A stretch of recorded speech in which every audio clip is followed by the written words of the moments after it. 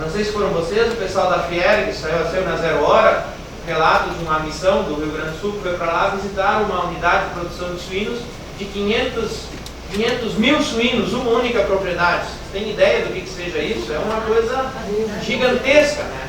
Mas a China necessita dessa proteína e a sociedade chinesa, cada vez mais urbanizada, procura por esse tipo de proteína.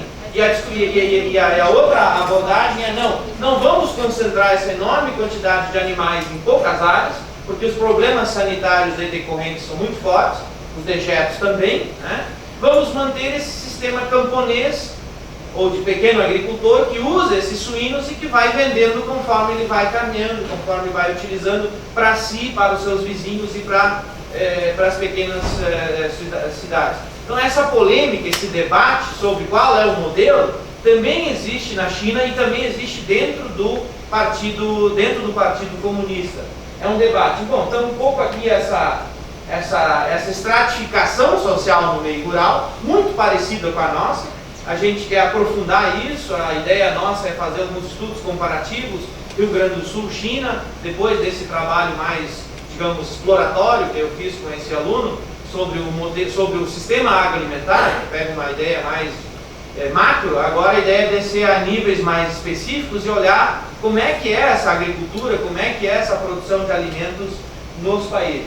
Bom, aqui muito rapidamente mostra um enorme investimento do Estado chinês, muito parecido com o nosso modelo de modernização da agricultura, a partir de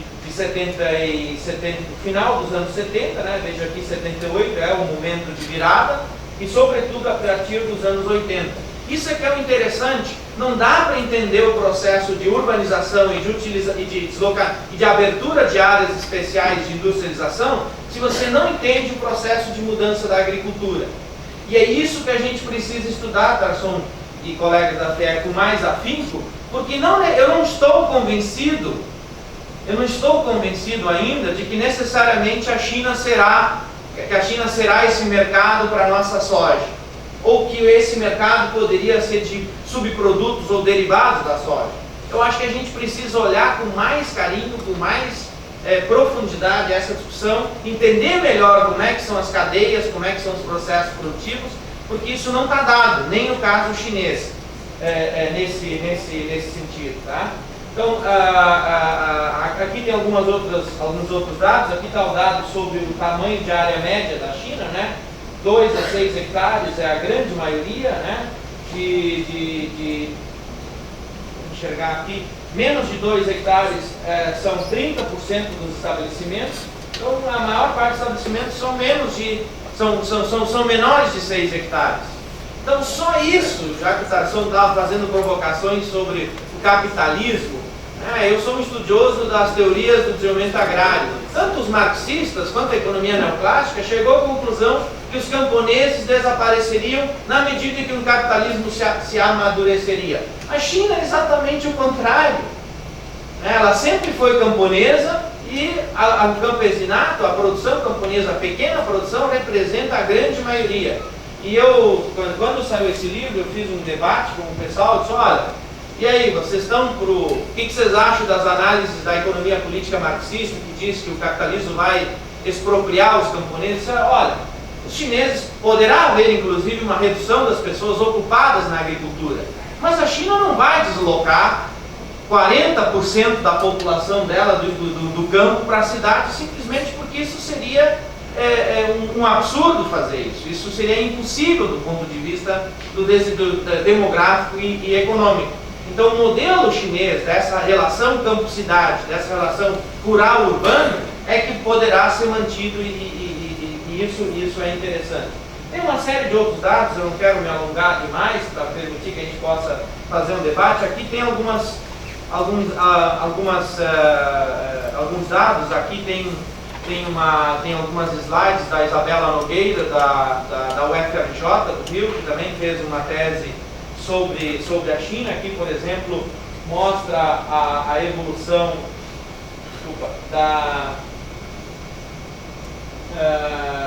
aqui mostra exatamente da produção de suínos, né? Vejam aqui o dado sobre a produção especializada, né, que cresce muito rapidamente, e aqui a produção de pequenos agricultores, né, dos camponeses que tinham suínos dentro das suas propriedades. E aqui o que ela chama de Large Scale Commercial Production, que também vem crescendo muito rapidamente, segundo ela, é uma tendência muito forte esse trabalho da Mindy Schneider. Aqui tem alguns outros dados sobre a própria soja, né, a importação da soja. Opa, estou voltando aqui. Estou conseguindo me achar aqui. Aqui é sobre a soja. Então, é interessante verificar esse esquema dos suínos, que é uma slide sobre a produção de suínos, né? E aqui a produção de soja, né? Aliás, a importação de soja vis-à-vis a produção doméstica. Né? Então, aqui tem um outro dado, que são quantidades impressionantes, né? Então, por exemplo, ali entre 2009 e 2010, são dados relativamente defasados, a importação de soja chegou a 50 milhões de toneladas. Quanto o Rio Grande do Sul vai produzir esse ano? 22 milhões? Então, são 2 safras, 3 safras talvez inteiras do Rio Grande do Sul. E olha que no Rio Grande do Sul não é o que produz sozinho, exporta sozinho para a China. Então, esses são dados bastante interessantes. Essa slide aqui é interessante também, que mostra a mudança na relação entre exportação e produção, que a partir de 2004 aqui há uma inflexão importante no sentido de que o balanço de importação e exportação ele muda. Esse é um ponto no tempo importante, ou seja, faz uns 10, 15 anos que as importações da China tornaram-se muito maiores, as importações agrícolas ou agroalimentares, do que a sua produção doméstica. Esse é um indicador muito claro de que a China seguirá sendo um país, a economia chinesa, a economia agroalimentar, que demandará enormes quantidades de produtos importados. Bom, aqui finalmente eu vou terminar aqui sobre a terceira transição, sobre a mudança socioeconômica, especialmente dos rendimentos. Um primeiro dado aqui é a estrutura dos ingressos, das rendas no meio rural.